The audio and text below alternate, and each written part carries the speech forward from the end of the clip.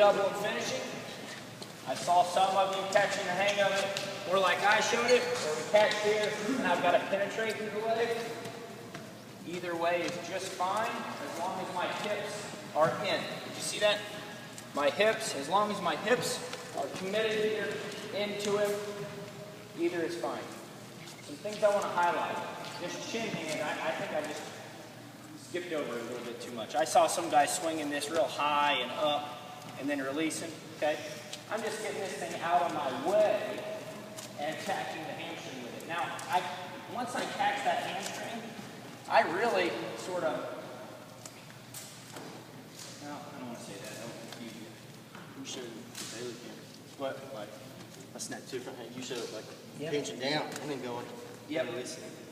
Yeah. When I rip this thing out, anytime I make contact with my ankle, I really want to squeeze my elbows together. Okay? I do want to rip this thing out. I don't want to leave that skill that I showed. I do want to rip this thing out so I can get to this leg.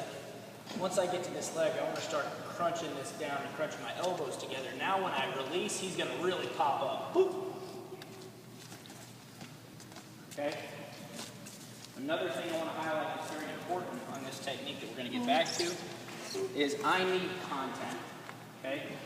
When I rip this chin out and I take my angle step, I need contact here. I need contact all the time. The reason I need contact is I need to know where he is and I don't want him to get away from me. If I were just to do, well, I see this a lot. And I think it's a good technique, I just don't think it's highly effective. I see the reshot where you sort of move the elbow by and you just reshoot here, but the risk here is that right now, there's no contact. You see that? So that's why I try to teach activating this swing hand. That way it's the same principle. I'm going to get in on this side, but I'm going to seal the position. Okay, now when I release here and I get ready to penetrate, I've got something. You see that, guys? Okay, so I just go out and do it one more time. Keep contact. The second thing, or the third thing, is on your double finish. So we're swinging our chin hand.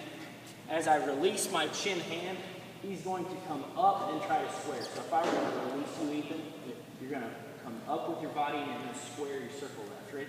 So he's going to go just like that. Okay? That's the position I'm going to chase. Boom. I release, he's going to come up and he's going to square. I penetrate to him. Once I've penetrated to him, come up. Here's something that will help your double finish. Make your goal, once you're here, make your goal to step your shooting hand around his body. Or step your shooting leg. If you can step that leg around, it's going to keep you from getting all knotted up. I see guys doing this and the leg gets tied between.